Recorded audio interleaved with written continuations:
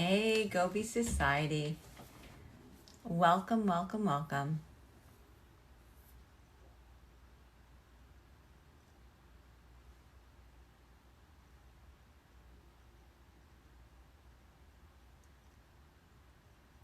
Okay.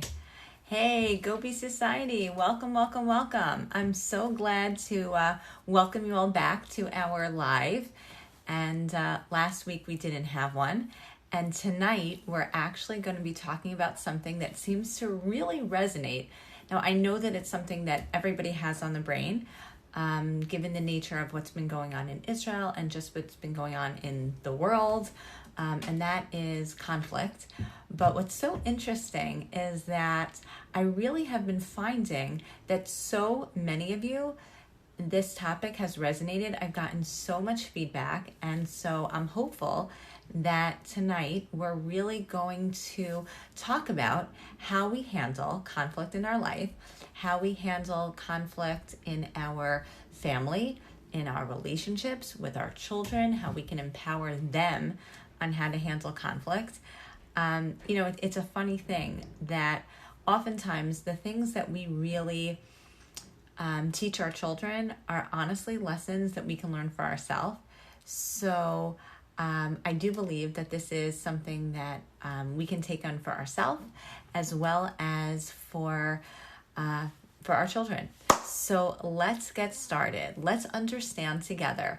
Welcome everybody. I see so many of you have joined, and I am so thankful to have all of you that have been joining. The truth is, all week long, I have been talking about different concepts related to the summer cohort. And one of the things that we've really been talking about has to do with how to handle for our children, how they should react to meanness, to people just not doing what they want them to do, and how we can teach them and empower them on what to do. So really, it's been on the brain all week long. And tonight, we're going to talk about just some key points. Of course, continue to tune in, and I will give some of the rest of those points over time. But let's understand together this concept of conflict. So when you look in the dictionary or when you look online to see, okay, so what does conflict mean? There are so many different types of words that come into the definition. I'm going to throw out 3 of them, and we're going to talk about how those are so different. There is disagreement. Okay, there is battle, there is fight. Now, if I were to think about those words, they're really not all the same, right? There are different levels to when you what conjures up in terms of what a conflict really is. And I think that is a really important way to start to conceptualize what we're going to do about conflict. Not all conflicts are the same. Conflict actually can vary significantly.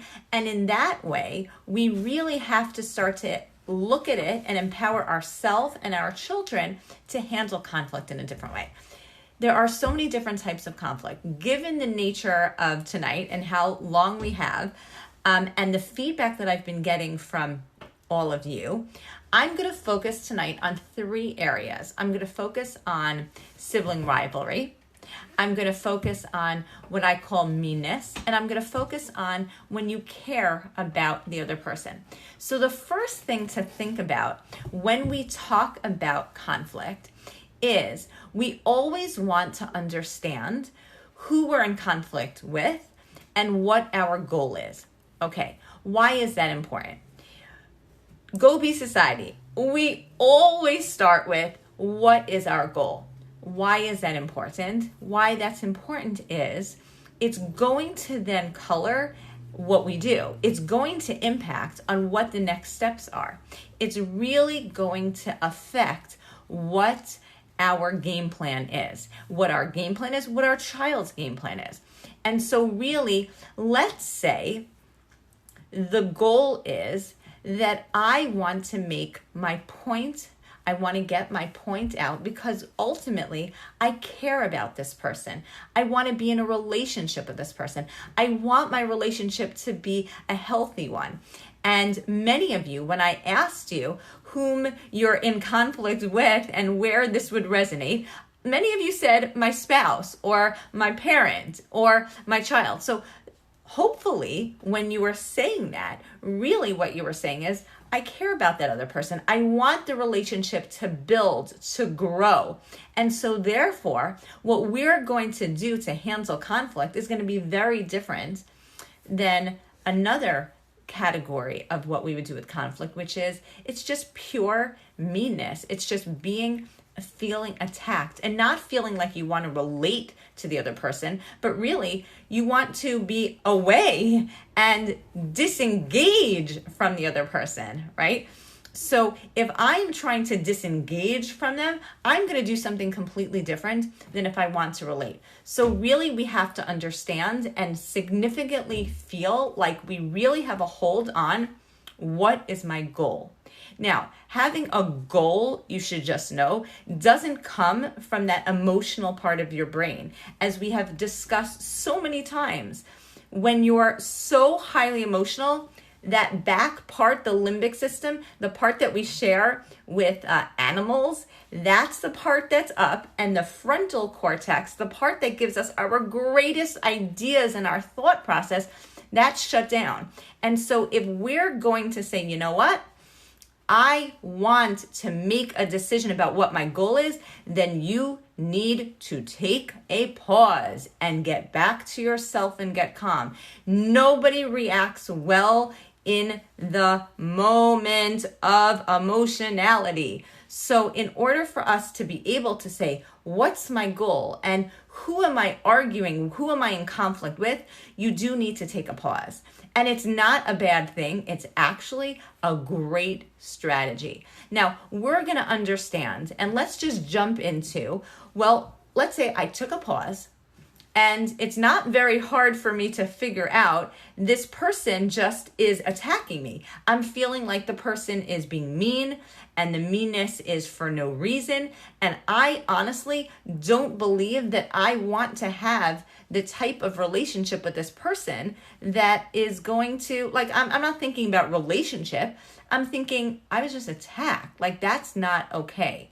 So yes, our children, ourselves, there are some people in our lives that we would like to be able to disengage from. And we don't have to teach our children, oh yes, be friends with everyone. That's really nonsense, because not everybody is going to jive with us. And no, not everybody is going to be the deserving of a relationship with us. So to some, we just want the meanness, or we just want the level of relationship to be a cutoff where they're not attacking me, I'm not attacking them, but right now I feel attacked. So if somebody is being mean to us, right, and really what we want to deal with right now is the meanness, what do?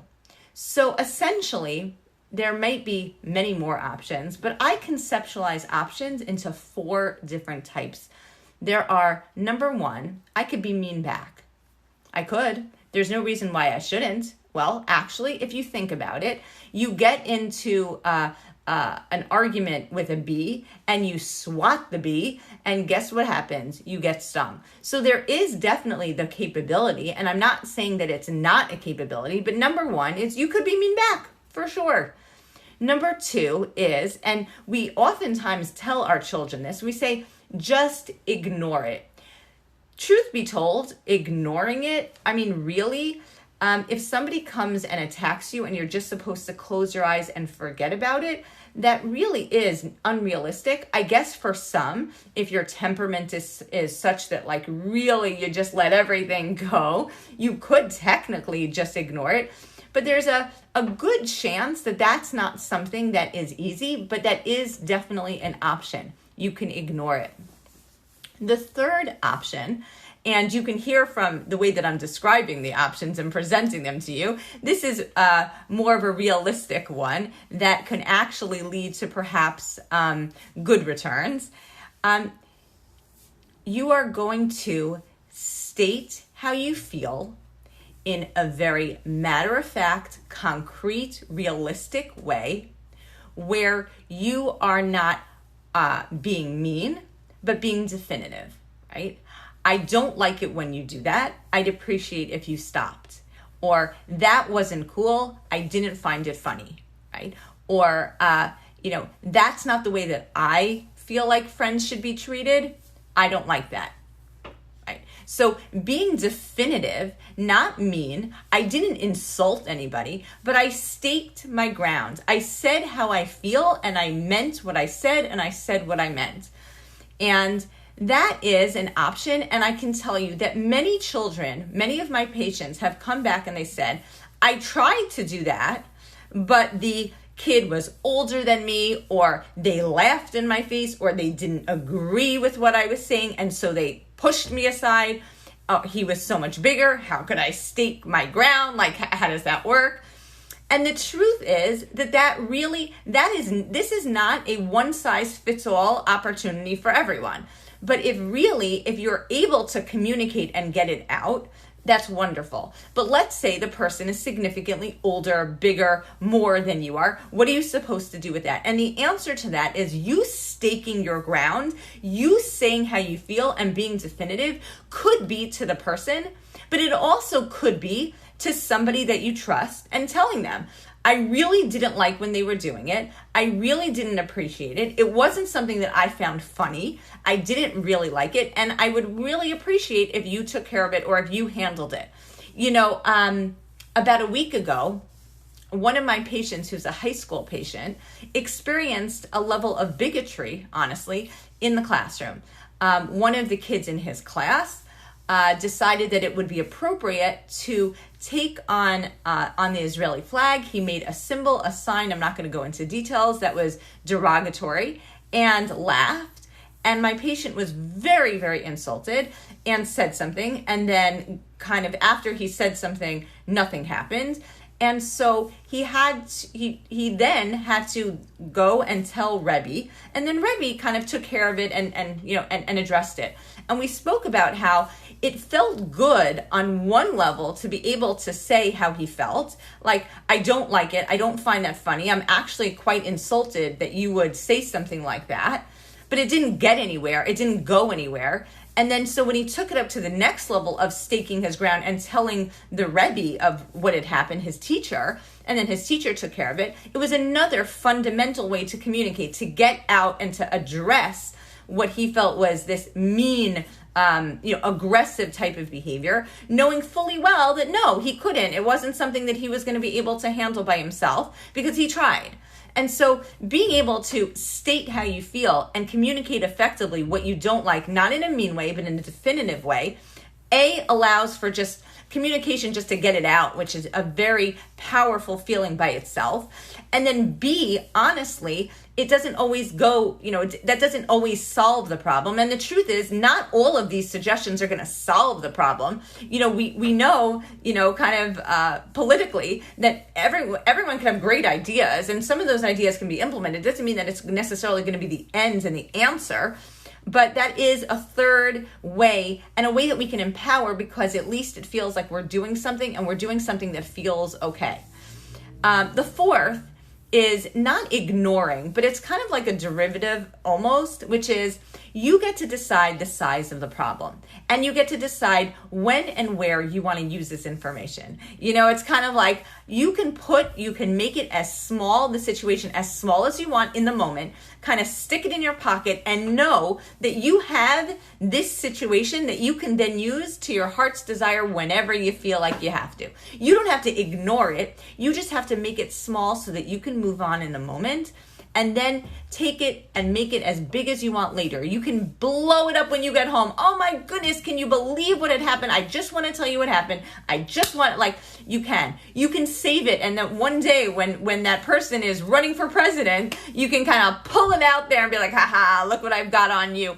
You get to decide, you get to own the experience. And by owning it, what you're doing, honestly, is you're just recognizing that this experience doesn't define me. I put definition on the experience. And that is something that is so powerful, because in essence, and this is something that I say all the time, we create our reality, the way that we conceptualize what's happened. If we want to say that someone didn't hit us, but their arm was just doing a piece of exercise and kind of brushed against our shoulder, we can. If we want to say that someone is not really there to insult us, but just has like a very weird, warped sense of humor, we get to. We get to create our reality. And by doing that, it is so powerful because it allows us to take back control where we don't really feel so much in control. And that by itself is incredibly powerful. So that is when we feel like we're being attacked by meanness. And that can come at any situation. Yes, it can come from people who we really care about. And there are plenty of times where people that we really care about, we feel like they were mean to us. But honestly, if you think about the 4 choices, the third and the fourth, staking and just staying how we feel in a very matter-of-fact way, or just in putting it into a smaller perspective to allow for the bigger picture to fall through, is a very powerful tool that we could use with the people that we care about. Because ultimately, again, it goes back to what is our goal. And in many of these situations, our goal really is not to disconnect, but it's to reconnect. And we want to reconnect, then we have to set the stage by providing a framework, a way that then we can build back, that we can come back, right? Now, all of that, of course, presupposes that safety is not an issue. Because when safety becomes an issue, then it really takes on a completely different turn. Then the way that we handle it is, yes, we want to perhaps reconnect, but there's something that's fundamentally broken that has to be identified. And I think that for our children, when safety is an issue with our children, the fighting, the conflict between that which goes on in our home is something that has to kind of feel differently to our children. So what do I mean by that? So oftentimes, we said again, you're going to get calm. Once you get calm, then you can kind of conceptualize what the goal is and do something with that. Oftentimes, when kids are misbehaving or they're getting too wild, our goal for them is to get them to be calm. And so we might give them, take a few moments, reconnect, sit down, go to your calm spot. Of course, hopefully you can all download what the calm box is so that you can, when your child is already upset, it would be a great idea to already have what they're going to need to be able to adjust themselves. And of course, on GoBeSociety.com, you can download exactly what it is that could help to make sure that in the moment your child already has what they need to be able to get calm. But fundamentally, if children, fundamentally, if what happens is children are hitting each other, so what is safety? So safety in a home is really defined, everyone's going to define it differently. Oftentimes, the majority of the people that I work with, the safety is either defined in the physical body or in their feelings, right? So we want to protect our children, and we want them to know fundamentally that it's not okay to be attacking somebody else in their words, or so that their feelings are hurt, or in their body, or in their stuff, right? So physical or emotional attacking. And honestly, just to have a child, get calm and to stress, okay, so now we're just going to get calm right now, that certainly by no means differentiates for a child. Like, no, that safety is a really important issue, and that's the thing that we're going to care the most about in our home. And so really, what should we do to suggest that? So it's not just about getting calm, but after that, there has to be, according to the safety framework that could be set up, there has to be an understanding that no, now something's been broken. And if something's been broken, there's a consequence to that action. There's something else that happens that's not just about being calm, but in order to recalibrate and for the balance to come back, there needs to be some level of repercussion so that the child can kind of take pause and understand, wait a second, it wasn't just like that something went wrong, that I did something wrong. I really hurt the essence of what's going on in our family. Because if we can kind of suggest to our kids that the essence of what's going on has been broken, violated, then they can understand that safety is so important. And when safety is so important, we really take stock. We make that extra effort. To some, what I might suggest is that each person in the family, each child, has a couple of consequences that you already decide in advance. And again, just like the ComBox that you should definitely download so that you have it in preparation, because in the moment, we're all very emotional. And if we can go into like matter of fact mode, if we can say, oh, I know, it's very matter of fact, there was a hit, someone hit, okay, that means that we're all gonna regroup, we're gonna get calm, and then, oh, very matter of fact, pick a consequence, it's easy. There's no extra yelling and screaming and all of that stuff, because that would go into the category perhaps of meanness, right? We're not trying to be mean. We're trying to teach. We're trying to make that brain connection, that emotional development that happens that says, I really have to focus on the safety of another human being's, their body, their feelings, and their property. And really, property comes second, but it also provides a level of safety. To understand that your stuff is safe, that nothing's going to happen to it. And so essentially being able to have a plan in place for your families that support the idea that safety is paramount, and that's different than just not doing your homework, is really important. And that, again, differentiates the different types of conflict. That is not just when safety is violated, when someone gets hurt. That's not just a disagreement, but that really is a battle. That's a fight. That's something that is significantly different.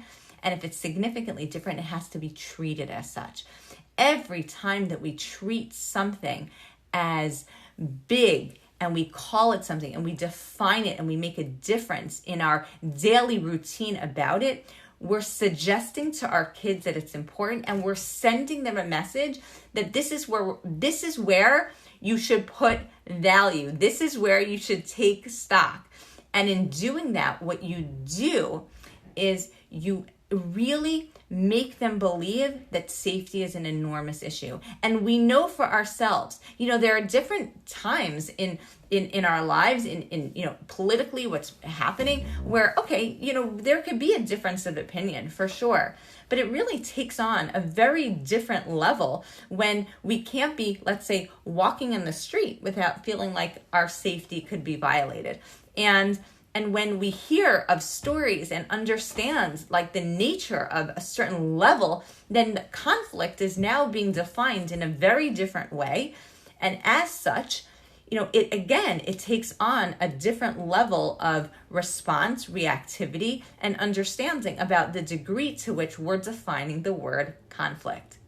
Okay, now understanding, getting back, so that is a level of conflict where safety is an issue or where there is meanness, right? And those are more extreme levels, but they call for a more extreme reaction. But let's say, again, our goal and what we would like to have happen from a conflict is really not so much about the, trying to separate from the meanness, but rather it's different. It is to bond and to connect with our friends.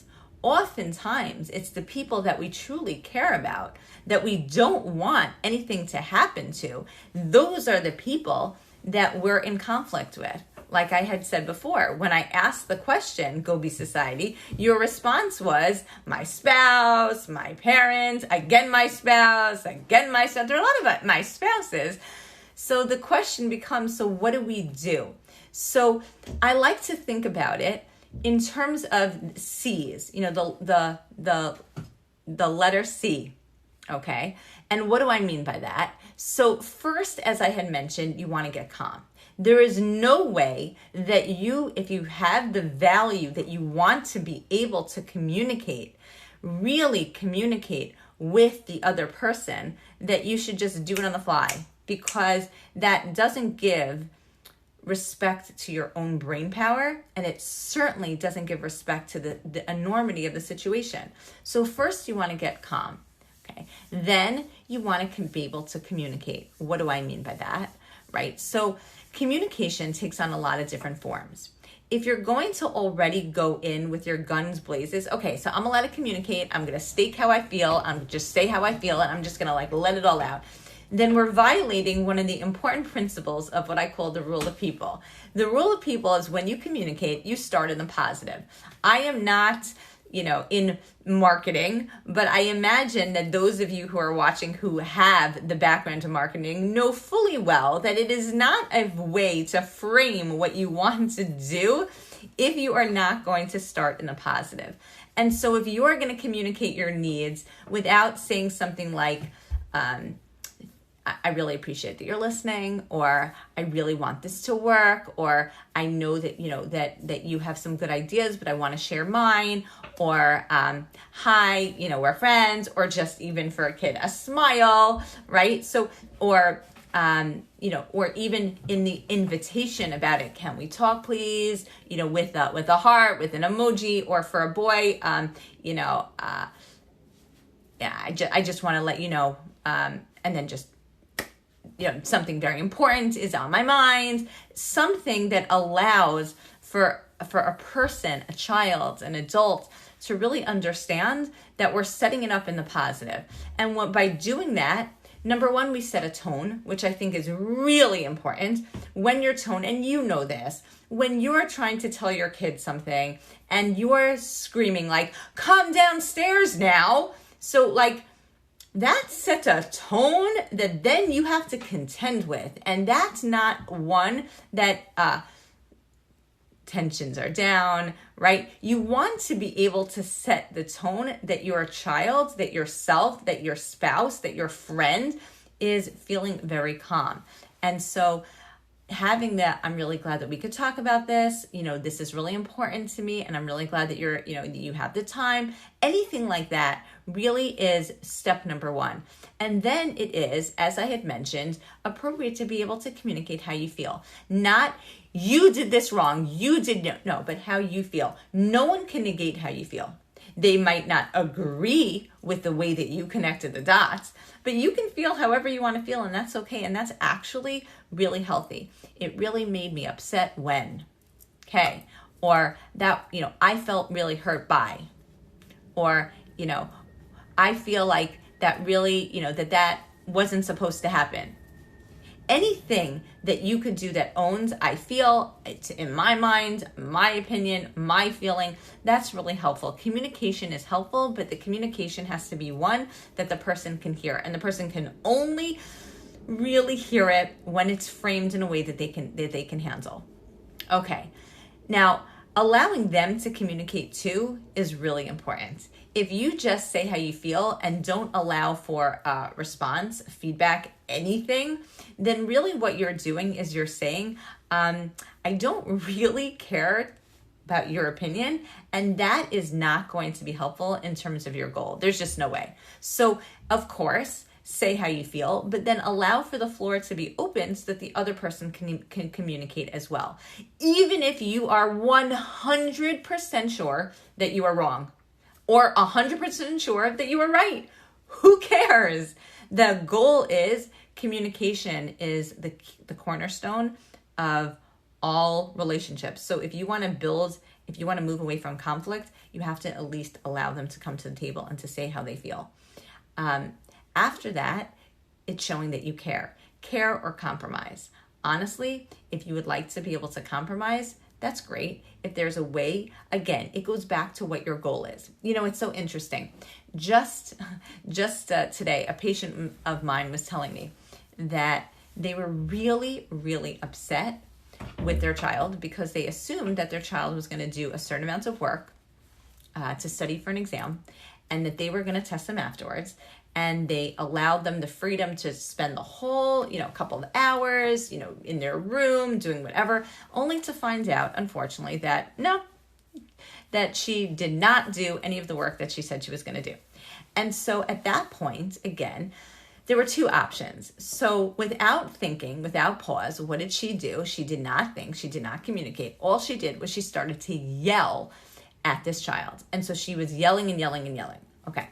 The child then got so upset. Now, was the child then able to do any studying, to do any work after that? Well, when the tears were all falling and the child is so upset because she was just yelled at and she was caught, having missed out on all this opportunity. But because she was so upset by the yelling, she started to cry. So now the mother's at a complete disadvantage because what she was not able to do is totally get with what her goal was. Her goal was, let me motivate my child to be able to do some work. What did she ultimately get? Nothing, because now she had to spend the next 45 minutes to an hour calming down her child, working it out, and then only then starting. So no, there was no thought, there was no communication, and there was also no compromise or care. So in rewinding it, we discussed that perhaps having taken a pause when she was really kind of not happy with what had gone on and she was arguing with her child, she had to think about, okay, so what is my goal? So my goal could very easily be the communication of, you know what, I'm taken aback by what just happened, but because I want to partner with you, let's just put it aside for now. And we'll talk about it later. And let's get cracking at the work that we're doing. Now, she had said to me, but if I say that to her, then what's going to happen? Like, is she going to do it again? So I said that ultimately, it always goes back to what's your goal?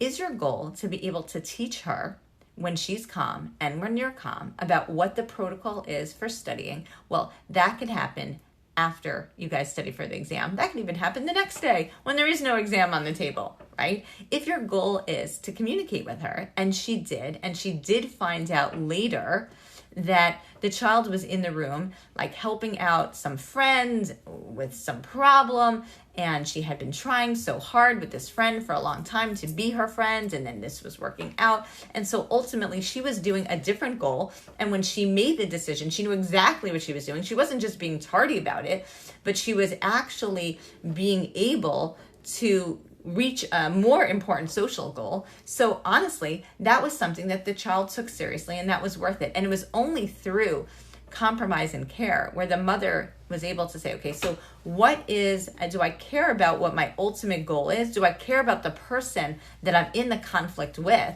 Yes, I do. So I am going to go above what is the right now anger, upset, right? And I'm going to communicate more effectively and say, okay, this is not for now. I hear what that you didn't do any work. It's not something that I agree with, but I think that we're not going to talk about that now. We're actually just going to get back to what it is that we need to get done. And that's going to be it. And by doing that, it showed that she has a relationship, that the relationship was on the mind. There was a conflict, but the conflict was small in comparison to A, the relationship, and B, the nature of it was one that she could handle without having to scream and yell and kick and get all upset. And ultimately, another piece, and I guess the last of the C's, is celebrate. After the fact, sometimes teens, they get into these arguments, and kids, they get into arguments, and it's kind of like, okay, so now what do we do? So it's really nice after their argument to have some sort of like enjoyment, like clear the air. It doesn't have to be so intense. Invite the person over for a play date, or just say, you know what, we have to create new memories. Let's go. Boys. Okay, so it's over. Where we can now, play on the same team. I oftentimes feel like when kids are playing on the same team again, it's like, okay, just clears the air, it gets it going. Either you're on the same team or not on the same team, but just, on the basketball court, that's good. On the baseball fields, that's where we just kind of have to celebrate that we're living again and that it's fine. And it's sometimes not fine. And oftentimes it does take a while. But in order for us to get that while going, really, we have to create new memories. We have to just take the time and the effort to make an active understanding that I'm going to move on from this. And we can always, and we should always, hold on to the memory of what happened for the sake of being able to learn from it. I'm not as sure that, that this person in my life really understood me this time. And I'm hopeful that if I give them more chances, they're going to understand me a little bit better, and they're going to get it right. And they're going to get it right based on what just happened. So if it can be oh wow, I learned from it moment, then great. And if it can't be, honestly, then okay, that's note to self. And we can have those note to selves. There's some people that we're in conflict with. We learn something about them. We try, we make up, and then we realize that the place that we have for them is not the same. There's just not the same place as there were before, because that person has proven that that's not a good place for them to be in, right? If they've proven that they are not fun-loving and they're more serious, then no, they're not going to be that fun-loving friend. If they've proven that they can't hold on to a secret, we can forgive, but we don't necessarily have to immediately put them back in that situation, but rather in celebration, okay, so we can have a good time. We can try as hard as we can to move past it and to enjoy, the moments, but that doesn't necessarily mean that we have to avail them to the exact same situation again. That takes a little bit more time. But in the meantime, just to clear the air, to allow for a healthy rejuvenation so that they can come back and be in our life in a way that we can tolerate them, if that's our goal. Okay, so the last piece that I just wanted to touch upon, and I should just say that so much more of what we're talking about, the dynamics, the examples, have been discussed in the summer cohort. So it's kind of like I'm, repeating myself, but the summer cohort has really been defining for us what to do under these types of conflict with someone that we really care about, someone that we don't, a friend that is like, the popular girl, the girl that is just so quiet that we still do like, and how we should choose a friend, all of that. But the last topic that I want to talk about is the topic of what do we do about siblings, right? Sibling rivalry. And not so much about when siblings fight with each other, because I think that we've kind of touched upon that. But how do we prevent as parents, some of the sibling rivalry that goes around? So what the mnemonic, me with my mnemonics. So the mnemonic that I like to think about is flare. Okay, like when a fire that kind of gets like flared up. So when it comes to sibling rivalry, one of the ways that I like to think the first one is find the superpower. And this we talk about a lot in the summer cohort. So finding the superpower means like this. Children who are in rivalry with their siblings, it would be really great to help to identify for the child something that you find is very special and what's unique to them. And that is what, when you're buying them a gift, you don't buy everybody the same gift, because to some that's going to be enjoyable, to others not so much, but rather try to tailor to that which you're defining your child as, like their superpower. So if they're really good at something, if they have an interest in something, my patient on Friday was telling me all about, how they love to be in the kitchen and how they're really, really good at cooking and baking. Now, whether or not that's true is irrelevant, but they felt really good about it. And what was so interesting to me was when the parents had come into the waiting room, we were talking about it, it was great to hear that the parent came in with a cupcake and was like, "Oh, I just want you to know, I'm so proud of my daughter, because look, this is a cupcake that she made, and she wanted to talk. She wanted to show it to you."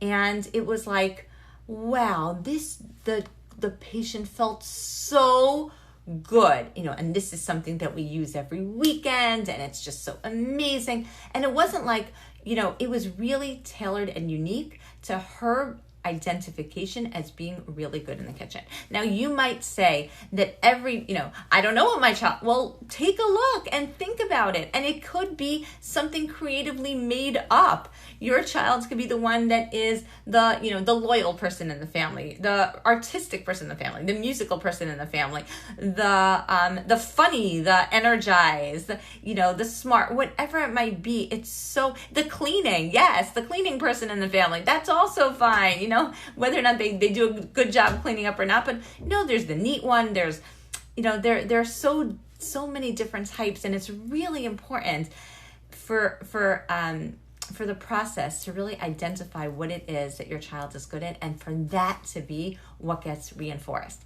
The next is the L, and that is to listen and to allow them to vent. It is hard because they're talking about your child, but just allowing them to express themselves and understanding that if they would appreciate it, that you can express it too. I happen to be the oldest, so the stories that I can talk about with my oldest, are definitely relevant, but I can hear what my middle children or what my youngest, have to say. And every once in a while kind of pretend about a story or remember back about a story about what, my own siblings experience as their being the youngest or the middle. And I think that allows for them the opportunity to just get it out. And just getting it out really does help so that it doesn't fester. Okay, the A is alone time. And I've mentioned this before, but having alone time with each one of your children really matters because it allows them to feel really special and unique just in that moment. And it doesn't have to be for a long time, but it also allows you to go into their world. And, when we were saying, okay, so what are their superpowers? Well, you're only going to know when you enter into their world and you see what they really like and what they're really into.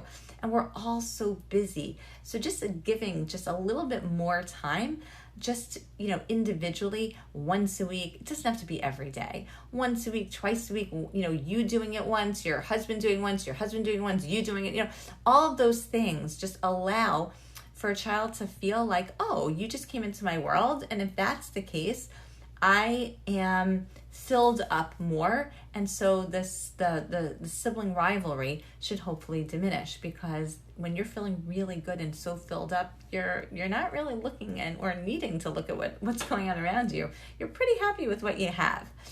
Okay, the R is for rules. As I had mentioned before, sibling rivalry is a healthy thing. It happens all the time. It's really understandable. But I do understand that there are still rules and there's still safety. There's a degree to which children are not allowed to act on their sibling rivalry. And safety is one of those things. And setting the rules is not something that stifles and it's going to make sibling rivalry worse. I oftentimes hear that from parents. No, it's going to be so much worse if I set the rule. No. There's a level of safety and understanding. The rules in the house are. And so you have to take it to a degree, and it's understandable. Venting is good. Expressing themselves is good. Hurting, attacking, being, really, really antagonistic towards another is not. And that's not something that should ever be allowed. And that's not a level of expression that we would appreciate, in our children. And then finally is encourage and set goals. And I think that that's really important. So encouraging them to, okay, so if this is how you feel, oftentimes I correct parents and patients in the waiting room. So when the child says something like, well,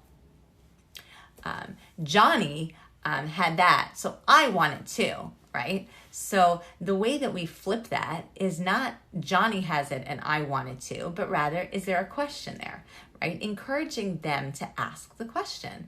I would really like to have a Slurpee also. Can I have one, please? Right? Or not, that doesn't have to be so proper, but could I please have a Slurpee, right? Not so much, I want a Slurpee, and the way that I'm asking for it is pointing out that my brother Johnny has a Slurpee. No. That's not how we ask. That's not the way of the world. We don't ask in relation to other people. We can say, oh, wow, I just saw the coolest Slurpee that Johnny has. Can I please have one too? But ultimately, we encourage through asking, not telling. Do not state that somebody else, one of my siblings, has something and expect that that's going to be a good enough way to ask for it. That's not the way that we set our goals. That's not the way that we set our agenda. When we're asking, it's in please and thank you version only. And in that way, what we are able to do is we facilitate for them that it's not about what the other person has, but you asking for something matters and your words matter, right? So your identification, your role matters, your time matters, your opinions matter, your efforts matter. You know, all of those things are empowering, and all of those things allow for our child not to feel then needing to compare with somebody else, but so filled up because we really said, check, check, check, check, check. We gave you everything. We're really facilitating for you that you are an amazing person in and of yourself. And by doing that, what we're doing is we are modeling for them that no, there's no reason to have the rivalry, right? There's no reason to have the conflict. The conflict is not as important as ultimately what is most important, which is the goal. And the goal is you want something, you want a relationship, you want to feel good. I'm going to give you the royal treatment to really allow for that to happen. And in doing that, hopefully, we get somewhere with regard to sibling rivalry. So that's FLAIR. All right, so I hope that I addressed, or at least started to address your ideas, your comments, your questions on conflict. Conflict is not an easy thing. It doesn't have an easy resolution. Otherwise, I imagine that the way of the world would not be as it is right now. But ultimately, if we stick to our guns, right? No pun intended. And we really identify A, what our goal is, B, who it is that we're in conflict with, and ultimately follow the C's to allow for a calm communication and a care, then really we're going to achieve a lot more. And then through the conflict, we'll reach higher goals. All right. Good night, everybody. Bye-bye.